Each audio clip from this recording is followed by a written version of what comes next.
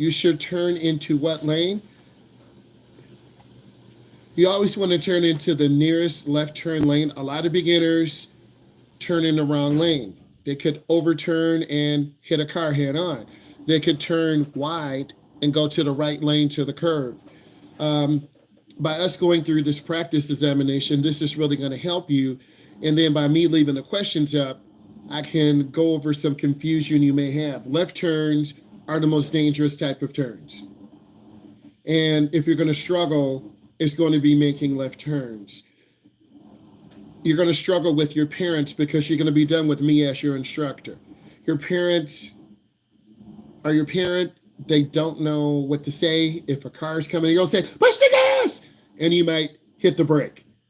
Or turn the wheel, and you might freeze. Or stop, and you hit the gas. So by your parent being a parent, they're going to end up maybe saying the wrong thing. And I have no judgment. You are who you are. You're beginning drivers. That's care. You need someone who's going to nurture you, help you, be honest, tell you the truth. And a lot of times students don't want to hear the truth. A lot of times students need to hear the truth. But when we're teaching someone how to drive, I don't want to lie to you. So left-hand turns are very dangerous because they take time to learn. You have to yield. You got to know how far to go up. You might go up too far. You can't see the light. You might not go up far enough. You're going to turn into the wrong lane. You might hit the gas too hard, hit the brake too hard. You might panic. Your foot might get stuck. So I never cut it close. I really try to help all of you understand left turns.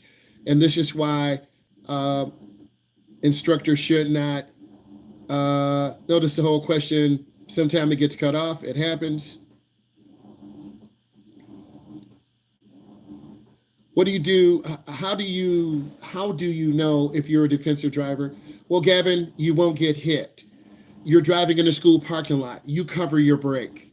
You take your time when you're dropping your little sister off in the morning and you're a senior. You know, cars will cut you off because people will just drop their kids off and tell them to run. Other parents will cut you off with the blinker. A school bus will cut you off because they're trying to get the kids to the high school. Gavin, you'll leave early. You'll leave 20 minutes early because you want to go get coffee. You got to go get your sister breakfast. Your mom and dad have to leave to go to work. So you got to get your little sister up. You got to make sure you got your calculus ready to go. You got a big test coming up. So Gavin, you're going to get up an hour early. Excuse me. You're going to prepare your sister's lunch, your lunch. Your parents put money in your account. You got gas last night. You're going to leave a half an hour to 45 minutes early so you don't have to rush. You don't have to run a light. You are preparing for emergency situations. Gavin, that is a pure question.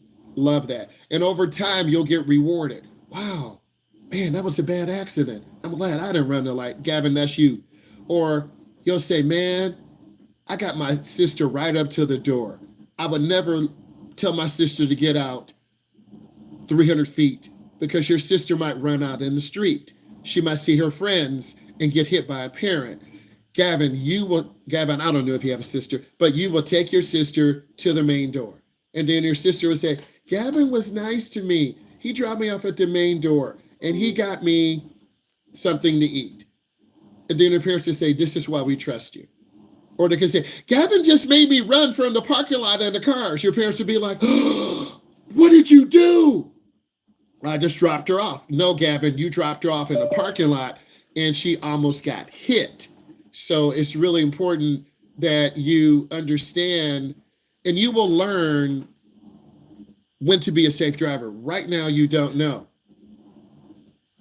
Right now, you don't know. And if you're driving too fast, that's dangerous. If you're driving too slow, that's dangerous. You got to go at the right speed. A space cushion, love it. A space cushion is a space between you and a car ahead of you. You and a car behind you. In case someone, Olivia, slams brakes, you can stop in time and not rear-end them. In most states, if you rear-end someone, you're at fault. And because you are under 25, you're going to have really high insurance.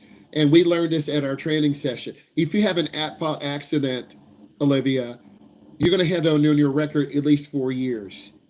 And then your insurance will go up. So the biggest thing for all of you, because you're under 25, don't have accidents. Don't speed. Okay. And it's always a blessing to help people. So I like that question. Let's go to the next. Let's go back one. Automobile financial responsibility laws. Laws aren't always bad. In our state, you have to have insurance. You can't, let's pretend all of you don't have insurance, but you know how to drive. You could buy a car, but you can't get your license plate, your tags, because you don't have the money for insurance. So this means, well, we know that Aaliyah, she's got a job, so we're not worried about that. So if you're outrunning the law, the law always wins. It could be 10 years from now.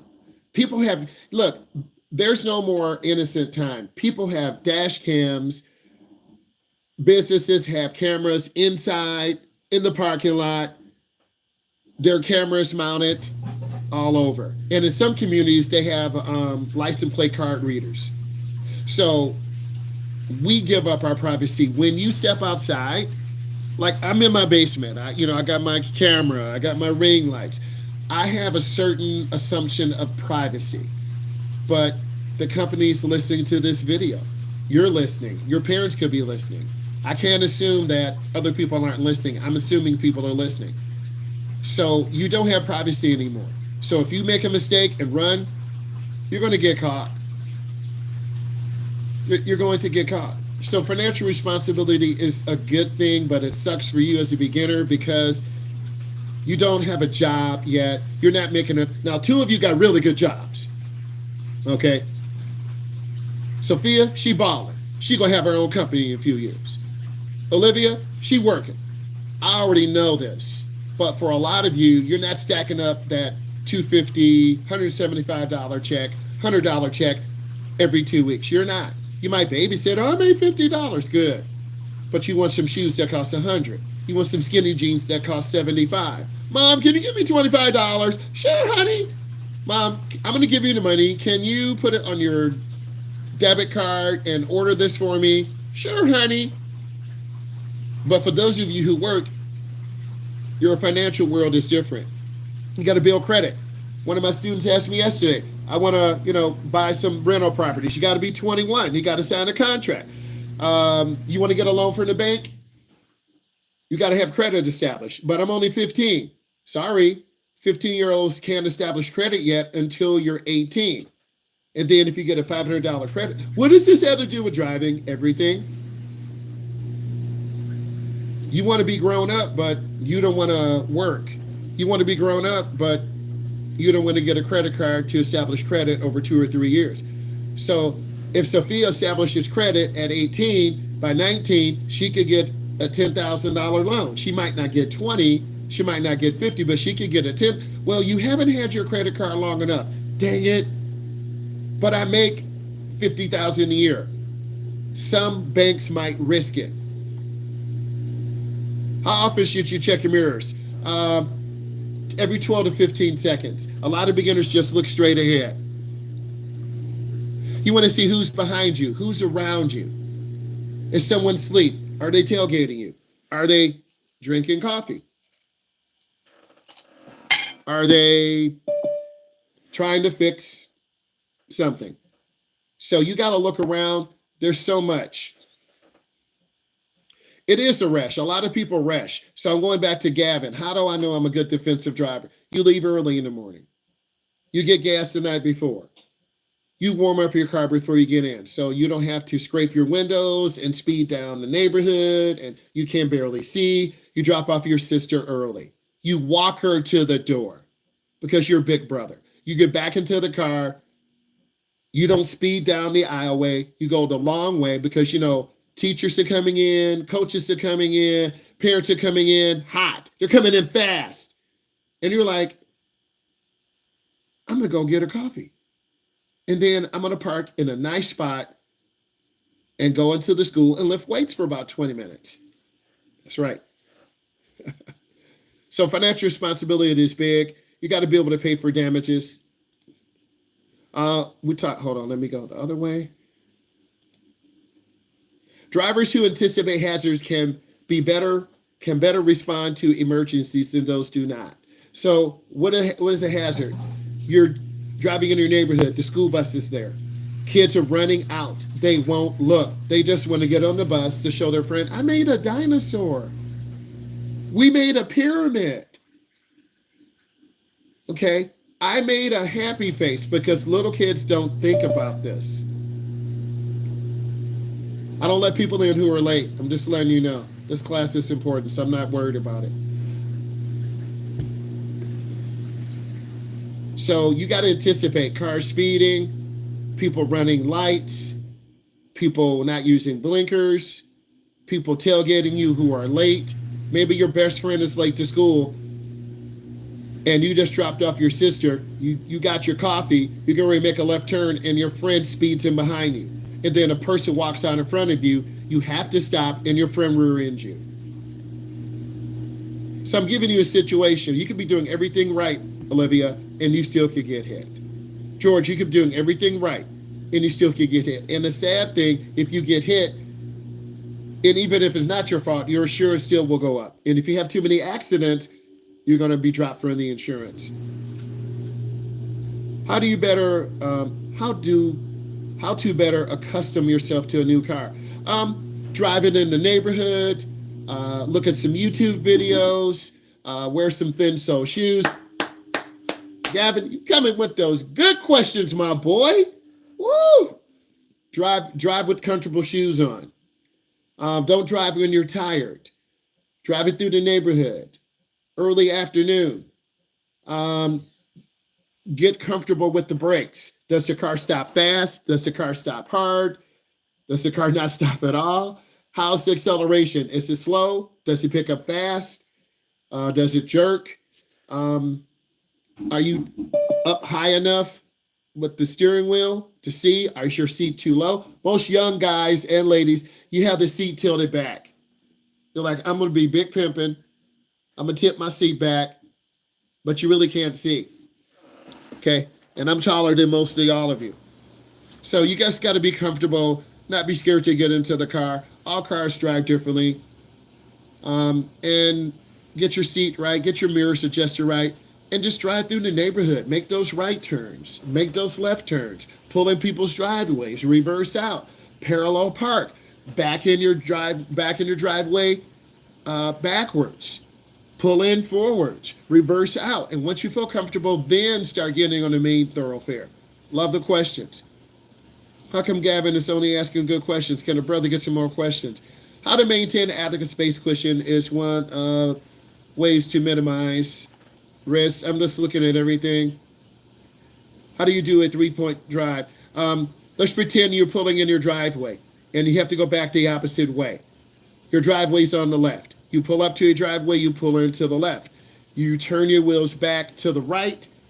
The car goes to the right. You back up, and then you turn your wheels the opposite direction. That's how you do a 3-point turnaround. Just like pulling in your driveway, reversing back the opposite way, and then you go the other way. So you have to learn how to do those maneuvers. And if you don't practice those slow speed maneuvers, it's going to be really difficult. When you go to downtown Detroit, downtown Chicago, downtown Houston, Texas, you're going to panic because you're not going to know how to parallel park. You're not going to know how to stall park. The spaces in downtown areas are very tight, and parking is very expensive. So you have to have money. If you park on the street, you might have to park a half a mile away, but then someone can steal your car.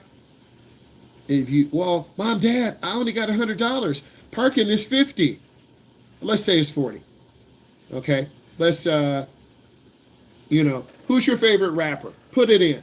Who's your favorite rapper? Come on, type it in. Who's your favorite rapper? Type it in. You're going to a concert in downtown Chicago, downtown Detroit, downtown, let's say, Des Moines, Iowa, because these entertainers travel to different cities. Okay, you're gonna drive to Toronto. Yep, you're gonna drive to Toronto. Okay, that's a good little drive.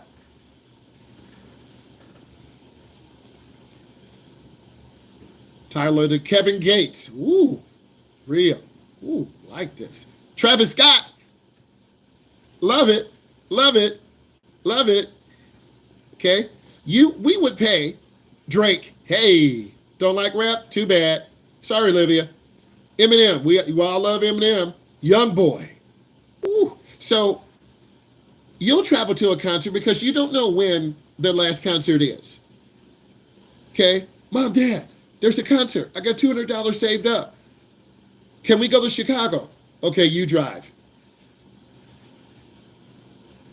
You drive there. And your dad and I will, I don't know, go out to eat. And we'll pick you up at 1 o'clock a.m. But there are 10,000 people. You got to know how to parallel park. Okay, you'll drive. Young boy, Eminem, love it. Drake, Kevin Gates, Travis Scott. Helen, listen to rap. It's all good.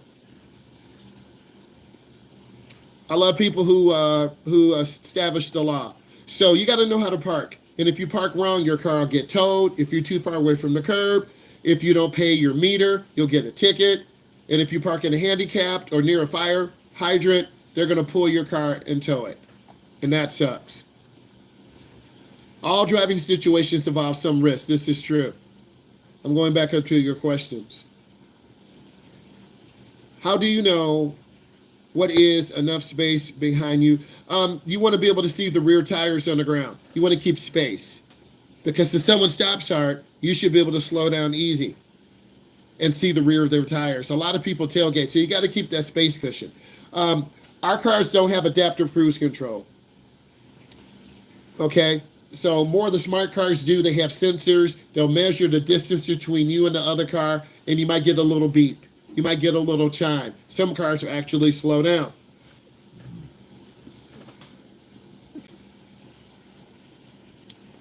Put more questions in. Parking brakes should be set only when parking on a very steep hill. That's a good question. If you're parked, first of all, you always got to set your park brake because your car could slip out of gear, even if you have an automatic or manual. The park brake, there are two small brakes that lock your back tires. There's a handle. I'm going to get this paintbrush. Let's pretend this handle, I'm pulling back. This is your park brake. There are two cables that go to your rear brakes on the left and right side. You pull the park brake up, it activates those small brakes so your car doesn't roll. You pull it up, it locks. We're not drifting today. That's another lesson. So if you're parking downhill, you pull up your park brake, you turn your wheels toward the curb because if your car slips out of gear, it will roll into the curb. If you're parking uphill, you turn your wheels away from the curb because if your car slips out of gear, it's actually going to roll backwards.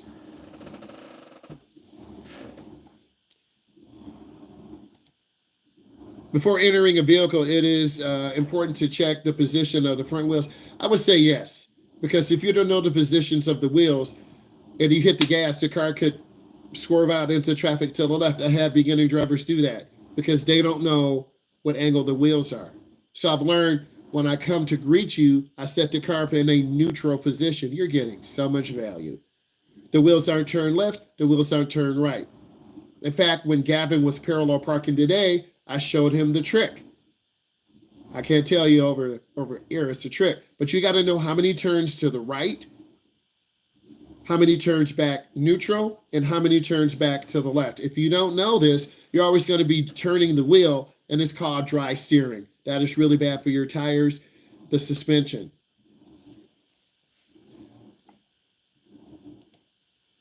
Locking all doors will do little to prevent passengers from being thrown from the vehicle. This is false. You got to lock your doors. As part of the safety getting into the car, you first lock your door. Then you put on your seatbelt. Then you adjust your seat. Then you adjust your mirrors.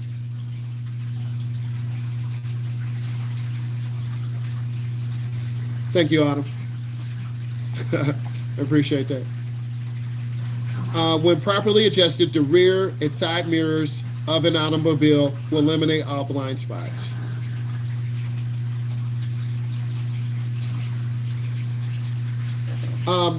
You can eliminate all blind spots. And to be honest, the park brake, because I'm an instructor, I'm always aware of what the car is doing. The park brake, the cruise control, ABS. Because I'm not a regular driver, I'm more aware of what the car is doing. Does it sound right when I start it up? So your park brake, if you don't use it a lot, it will freeze and the cables will freeze. So you got to use that park brake. How do you know if you're deep enough in a parallel park? Dominic, I love it. You will be at a 45 angle. So let's pretend this is the car. You want to reverse back. You turn your wheels, and then you back. When you're about halfway past the car, you turn the wheel back to the left, and you want to be 12 inches or less from the curb. I wear size 14. I will open the door and check, and I'll say pass or fail. You got to know how to parallel park. So when you're halfway past the vehicle, then you turn your wheels back the other way. So you got to practice this, and Dominic will practice because it's on the road test. If you're too far back, you won't be able to get the car lined up properly. If you're too close to the curb, the front tires will be on the curb. And in some communities, they'll give you a ticket. The meter maid will actually come out and measure. You want to be 12 inches or less away from the curb. Are you serious? Yes, that's what they'll do. Oil pressure gauge indicates the amount of oil in the engine. That is false.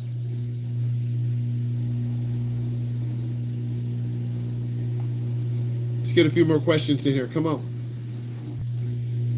The most critical element of sound decision making is knowledge and experience. And that's hard because you're under 25. It's not a deficit, but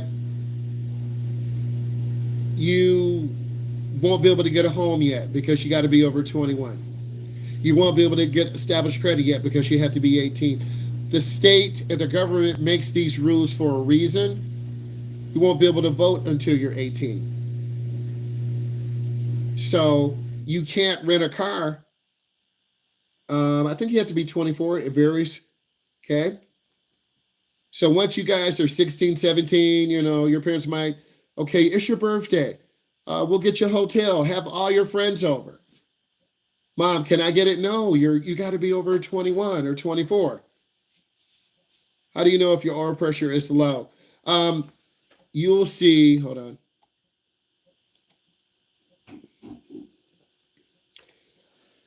Your car, hold on, let me go back to the gauge. Okay, this gauge, how do you know if your oil pressure is low? This gauge will be a 0. You'll be driving, your pressure should be 35. If it's a 0, your motor's about to blow up. When you first start your motor in the morning, your pressure is probably about 60 or 80 pounds per square inch. If you start your car in the morning and your motor is moving, you should have oil pressure. If you don't, the gauge is either broken or the oil pump is broken. So your gauges give you a lot of information about the health of your engine. So your gauge will tell you what's going on. And then also you should pull out your dipstick, which is a long metal, I don't have one here. It's a long metal stick and it has little stripes on it. I'm going to get this stick.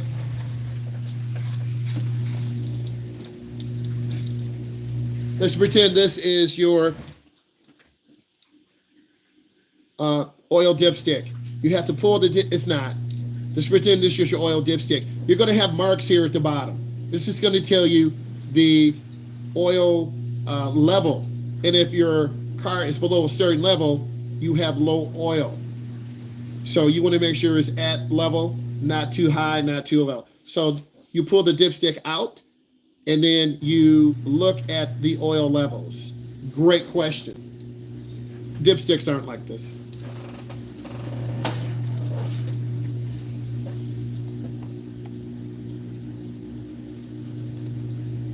The most critical element is knowledge and experience. This is why you should be listening to your parents, listening to your teachers. But a lot of you think you know it all. It's called the kryptonite quotient. Teslas don't use oil, but they have other indicators about the health of the battery. And same thing in the morning, your battery gets drained. Same thing when you start a gasoline engine. It takes a moment for the oil to circulate. With an electric motor, it starts instantly, but you lose some of the power. So we're kind of comparing gas and electric, but we're kind of not. But I'm trying to help you because you guys will be driving electric vehicles or a hybrid, which is gas and electric. And it's already here. Some companies use drivers at cars that are electric. It's not anything new. It's going to happen in the next 2, 3, 4 years. It's already happening now. Good question. But it's the Smith system. Leave yourself in out. Please type in some examples about leaving yourself in out. Type in some examples. We're going to do another quizzing in a moment. Leave yourself in out. I think it's not matter. So we're about 10 years out from driving electric vehicles. We need more charging stations across the United States because I'm in North America. The range on the vehicles needs to increase. They need to be a little bit more affordable. You really need a level 2 charger. I have before I even knew this, I can't show you because it's on the other side, but I have a NEMA. It's like the big plug for your dryer, a 3-prong plug, or if you have an electric stove, it uses 220. I like that. Each of you type in the situation where you have to leave yourself in out. I need all of you to do this. All of you in the chat, type in a situation where you leave yourself in out. Why do I have to do that? Because I'm asking you to. This will tell me that you understand what leaving yourself in out is. So a lot of times with home charging, if you're going to get an electric vehicle, it's best to have a level 2 charger. Our homes are on 110. Okay, my dad used to be an electrician. We have an electric dryer, so it runs on 220. I have a really big, thick 3-prong plug. That's a 220. And then the previous owner, he was the engineer. He rigged up a 220 plug out to the garage. So I have this 220 plug. I just need to drill a hole through the wall, install the charger, I'm set. So if you're going to get an electric vehicle, you need to have a home charger, charge it up after peak hours. Most of us only drive 50 miles or 40 miles. But what if I drive 100? You still can use it. What if I drive 200? You just need to plan your trip. What if you don't drive 500 a day. I drive about 60 miles a day. 21 to work, 21 back home. Hey, 21 Savage. No, I'm playing. Hello. So I think just preparing because it's going to happen and it's about saving money. Okay, leave yourself an out. When you're driving in the middle lane, leave enough room either side, could potentially switch lanes. Thank you. Hey, how you doing? We're asking you questions about leaving yourself an out. We're also talking about electric vehicles for driver's ed. I asked you all to put in a question about leaving yourself an out. To make a turn lane. I'm confused, Hannah. By you typing in a situation to leave yourself an out, this tells me you understand it. And if you can't think of it and type it, this tells me you don't understand it.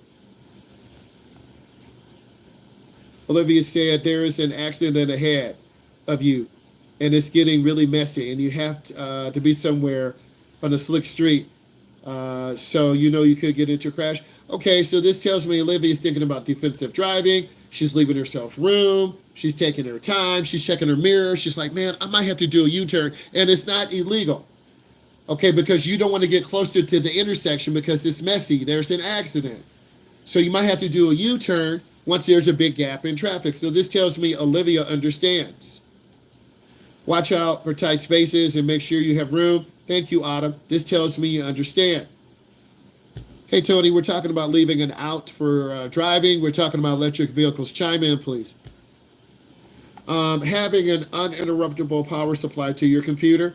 A battery backup. I like that. If we're talking about electric vehicles, having that level 2 home charger, saving gas money, because a lot of you will drive. $20 will get you about 2 days of driving. To school, home, your friends, practice, to your job, home.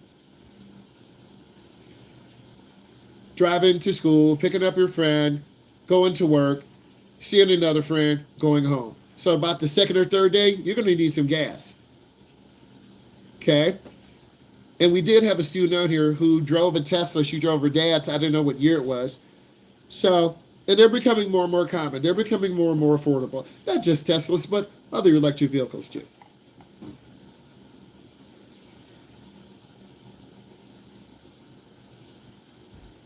There's an, okay, I think I already read this. Messy. Be aware of potential dangers and hazards. Thank you, Q. When driving, make sure you know the exits. Ooh, Olivia's coming with some crispy ideas. You got to know where the exits are in case you need to get out of a spot. I love it. Thank you, Olivia. You gotta, don't get trapped. Okay, when you're at a stop sign, people could get out and start fighting. Someone could road rage. Someone could be flying and rear end you. We're gonna look at Wham Bam Tesla in a minute. So leave room. I don't want to feel trapped. Like when I go to Chicago, I go to Houston, there's so many cars. I don't want to feel trapped. I want to breathe. When you're in a parking lot, leave yourself extra space so you can escape an emergency. Thank you, Dominic. What's an emergency? Maybe a car speeding down.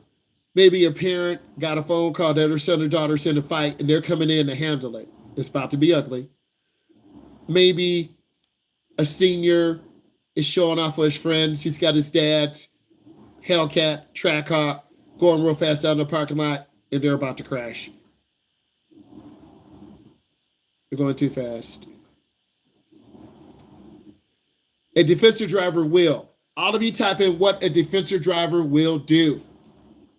Come on, give me one sentence. What will a defensive driver do?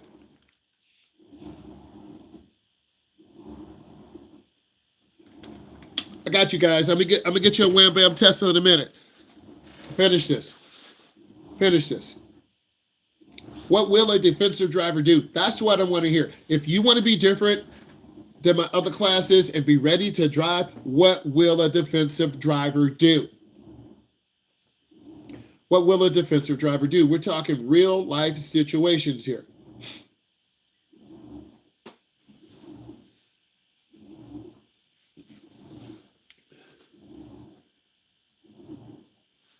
What will a defensive driver do? I'm making you work hard today. Don't care. I'm not going to apologize. Work hard. This makes me better, makes you better. You're like, man, I'm ready. Mom, are you looking at the back window? What are you talking about? I'm looking in the back camera. Mom, you just hit a car. Don't be like that. Backing up is some of the most... Defensive drivers always look out their back window when they back up. Defensive drivers look left, look right, and look out the back window when they back up. A defensive driver, before they make a right turn, they come up and look left, they look in front of them, they look to the right. A defensive driver pauses for a second before they make the left turn. What color's the light? Is there traffic coming? Are there pedestrians to the left? I'm showing you and telling you what I do. And if you don't do these things, you could hit a pedestrian, get hit, blow a light, and a lot of people stop in the crosswalk. And you can make a beautiful left turn, but you sideswipe your door. And then someone gets mad. It is their fault. Look around and be aware of your surroundings, 100%. I'm going back to Gavin. And let's pretend his little sister. Gavin, you're going to pull up.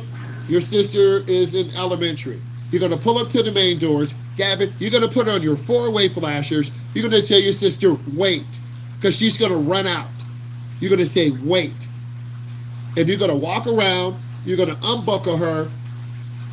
You're going to get her up out of the seat, and you're going to walk her inside. That's the defensive driver.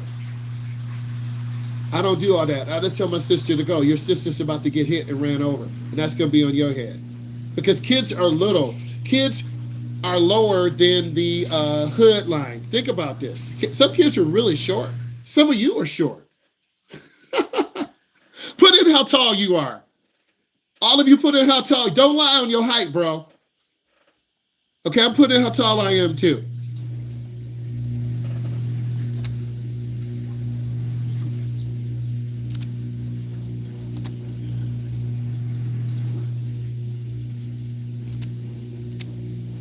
I'm 6'4". I'm not gonna lie. I shrunk a little bit. I'm 6'4", bro. I'm 6'4". 5'7" and a half. 5'2".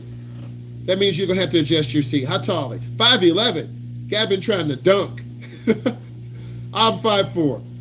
Q's 5'10", 5'8", 5'5". Most of you are in that 5'4" to 5'8" range, but you still go 4'2".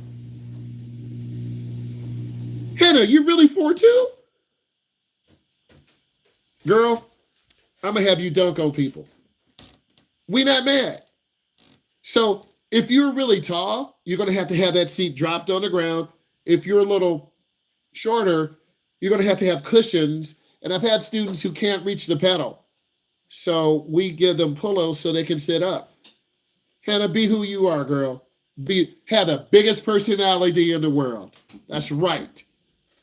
That's right. On days I'm 6'3". Hold on. Dominic said, I drive with you, I'm 6'3". On regular days, I'm 5'7" and a half. Love it. Okay, let's get through these questions. Come on, man.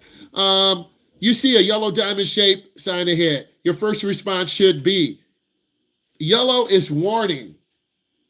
Slow down. School zone. Yellow. Warning. Slow down. Let's go back to Gavin. Gavin is not going to be speeding to get his sister over there because he left early. Gavin, I'm not even going to make a situation where you're driving late. You leave early. And when you leave early, you don't have to rush. Your sister, she could be slow. She lost her shoe. She left her homework. You're like, oh my God, but Gavin, because you got up early, we're going to find your homework. I left my crackers. Girl, you doing too much now. Because Gavin, you've got to drop your sister off, get out of the car, turn on the four ways, walk her inside. You got to get back out to the car. You got parents coming in blocking you. This is true. They're blocking you with their minivans. They're looking at you crazy. You are a gentleman, Gavin. But you're like, man, why is this lady blocking me? She's got a big minivan. She's got 5 kids. Gavin, you just have a little sister. And she blocked you in. So don't try to block people in. You should always pull up as far as you can. It's just being courteous, man. So, hazards. A hybrid. See, we talked about this. The company does have not a Tesla, a Prius. It doesn't look real pretty, but the company has a Prius. It's a hybrid, Prius.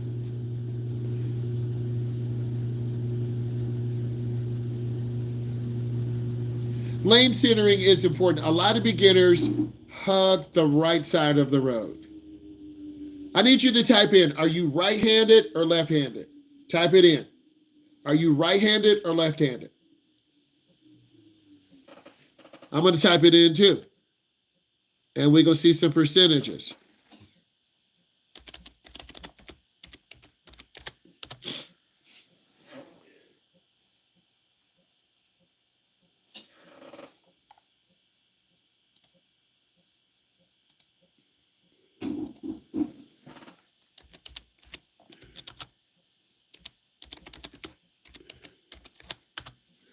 I'm right-handed. Let's count. Left. One. Olivia, you're ambidextrous. You can use both. Depends on the task. When Olivia dunks on you, she's going to use her left hand. So Hannah's left. Helen's right. George is right. I'm right. Shine is right. Gavin is right. Olivia can do both. Autumn is right. Dominic, you're left. Right hand. So the majority of us are right-handed. It's a right-handed society. What skill is considered the foundation of defensive driving? Which skill? It is just decision making. You'll learn. And it takes time. Your parent can't be screaming at you, hurry up! Turn! You're like, I can't drive with you. You're screaming at me, I just want to go home. Why? I just want to go home. And if your parent is not patient, that's what's going to happen. Left-handed.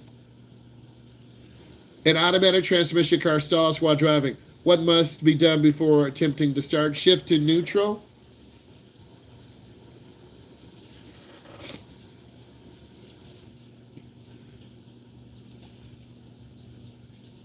Which response best describes a defensive driver? Anticipating the actions of others.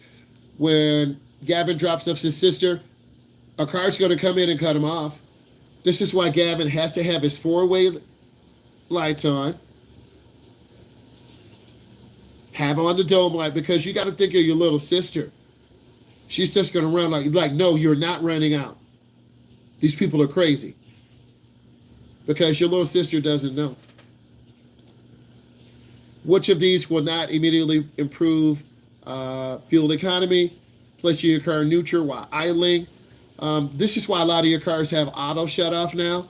It does save fuel, but it's hard on the starter. It can be hard on the flywheel. Okay, all of you need to type in what did you learn. Type in what you learned. Ambidextrous, but I do better on left. Okay, bro. Type in what you learned. Come on. Type in 2 things you learned.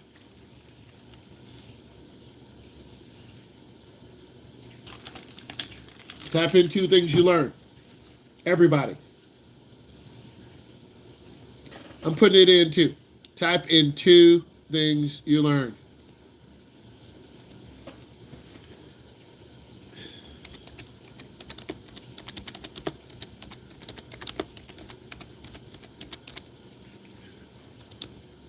I don't like this keyboard. I'm used to my gaming keyboard.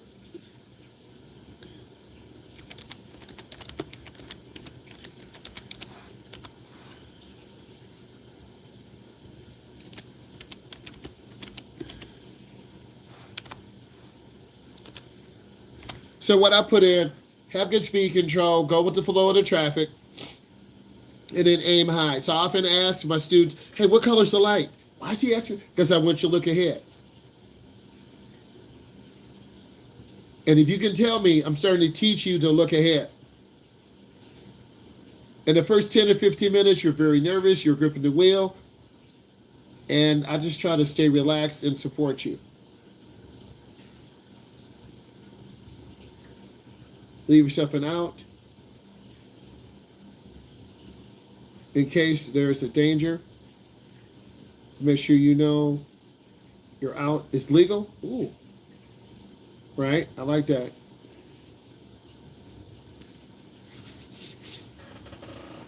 Okay, guys, look at these videos. Watch them. I will go live later. Bye.